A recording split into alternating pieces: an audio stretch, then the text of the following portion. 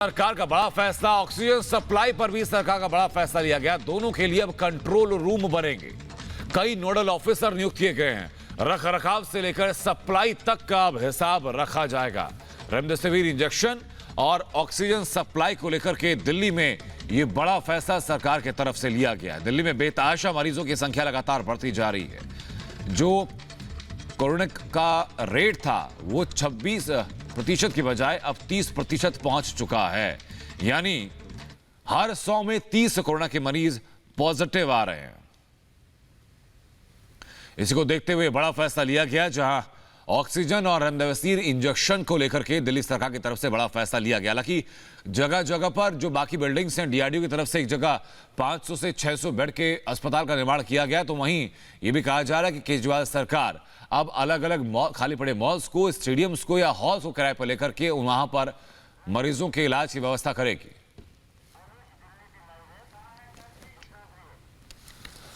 और हमारे सहयोगी अनुज इस वक्त हमारे साथ जुड़ चुके हैं लाइव दिल्ली से। अनुज, एक बड़ा फैसला रहा है सरकार का, क्योंकि रेमडेसिविर इंजेक्शन और ऑक्सीजन दोनों के ऊपर अगर मॉनिटरिंग रहेगी तो बेहतर रहेगा मरीजों के पास वक्त पर उनको पहुंचाना।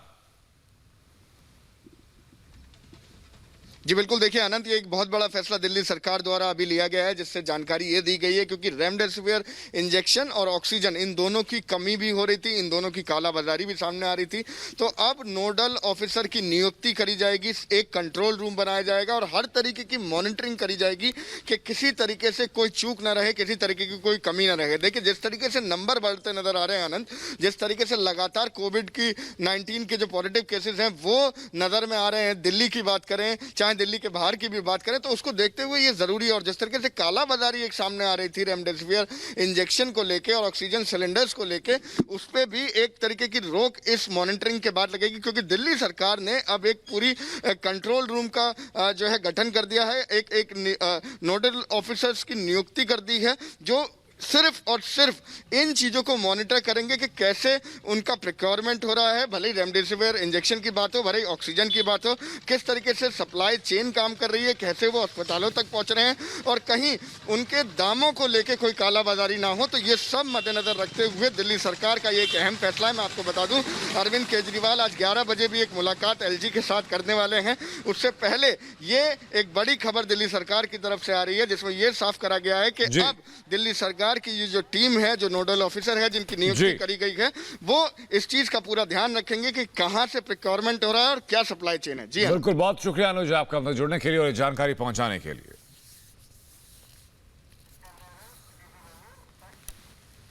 उधर कोरोना के बढ़ते मामलों को देखते हुए प्रवासी मजदूरों से लेकर दूसरे लोग भी अब अपने अपने घरों को वापस लौट रहे हैं। चाहे कानपुर हो या मुंबई, हर जगह से एक जैसी ही तस्वीर सामने आ रही है। आपको याद होगा, पिछली दफा भी जब कोरोना का प्रकोप बढ़ा था, प्रवासी मजदूर हुजूम में हजारों लाखों की संख्या में एक साथ अपनी गृह जनपद में अपने मूल निवास पर वापस लौटने लगे। तो अब वैसे ही स्थिति एक बार फिर बनती हुई दिख रही है। जयपुर से ऐसी तस्वीरें सामने आई, दिल्ली में कई जगह ऐसी तस्वीरें सामने दिखी हैं, कानपुर से आपको तस्वीर हम दिखा रहे हैं, यहां तक कि मुंबई में भी ऐसी ही अमूमन तस्वीरें बनी हुई हैं, जहां बड़ी संख्या में लोग पहुंच रहे हैं रेलवे स्टेशन, लोग पहुंच रहे हैं बस स्टेशन और बड़ी संख्या में लोग पलायन इस वक्त कर रहे हैं। ये मुंबई की तस्वीर आपको दिखा रहे हैं, लंबी एक कतार है लोगों की, घर वापस लौटने वाले लोगों की। और देखिए यहां पर संक्रमण का खतरा सबसे ज्यादा बढ़ रहा है। यह जिम्मेदारी है राज्य सरकार की, यह जिम्मेदारी है स्थानीय प्रशासन की कि लोगों को आश्वस्त किया जाए कि अगर वो जहां हैं वहीं रहेंगे तो उनको कम से कम राशन की कोई परेशानी नहीं होगी। और इस वक्त बेहद ये अहम वक्त है कि स्थानीय प्रशासन, राज्य सरकारें लोगों के बीच आए या उन तक संदेश पहुंचाएं कि उनको अगले कुछ वक्त तक, कुछ महीनों तक, कुछ हफ्तों तक, एक सुनिश्चित वक्त तक उनके घर तक राशन पहुंचाया जाएगा। क्योंकि ये वो वर्ग है जो कि अपने राशन की किल्लत से परेशान होकर के, उससे आजीज होकर के सबसे पहले जो ख्याल मन में आता है वो पलायन का आता है। और ये देश के अलग अलग हिस्सों से आपको तस्वीरें हम दिखा रहे हैं जहां ऐसी ही हालात बनी हुई हैं। तस्वीरों में कोई कमी नहीं है, कोई अंतर नहीं है। राजस्थान के आपको दिखा रहे हैं जहां पर मिनी लॉकडाउन लगाया गया है, प्रशासन की तरफ से एक पखवाड़ा चलाया जा रहा है ताकि लोगों को सुरक्षित रखा जा सके।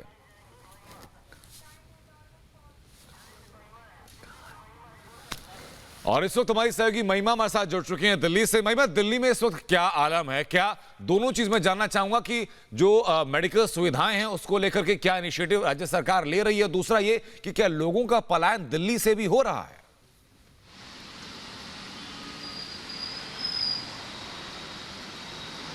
अनंत, अगर हम बात करते हैं कोरोना के बढ़ते आंकड़ों की, तो राजधानी दिल्ली में लगातार कोरोना के आंकड़े बढ़ते जा रहे हैं। 25,000 का आंकड़ा क्रॉस कर चुका है पिछले 24 घंटे में।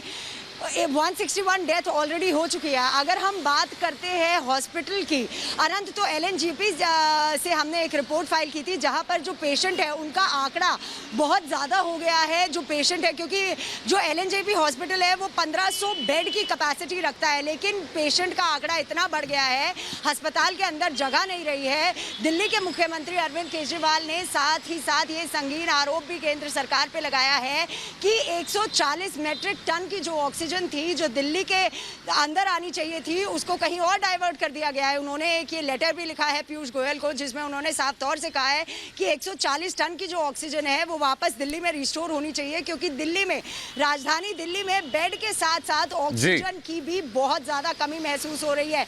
हर अस्पताल, चाहे वो RML हो, LNJP हो, वहां पर लोगों का आंकड़ा जो है वो बढ़ता जा रहा है। पेशेंट जो है वो बाहर की तरफ, बाहर गेट पर भीड़ लगा के खड़े हुए हैं। महिमा वापस लौटेंगे आपके पास, माफ कीजिएगा आपको रोक रहे हैं, वापस लौटेंगे आपके पास। हमारे सहयोगी गुरसिमरन इस वक्त जम्मू से हमारे साथ लगातार बने हुए हैं।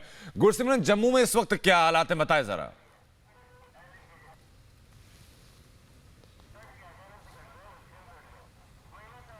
गुरसिमरन शायद हमारी आवाज पहुंच नहीं पा रही है, वापस कोशिश करेंगे गुरसिमरन के साथ जुड़ने की, उनसे जानकारी लेने की। लेकिन महिमा, कोविड के डर से, अपना काम छिन जाने के डर से क्या दिल्ली में भी पलायन हो रहा है? क्या ऐसी तस्वीरें आपको दिख रही हैं?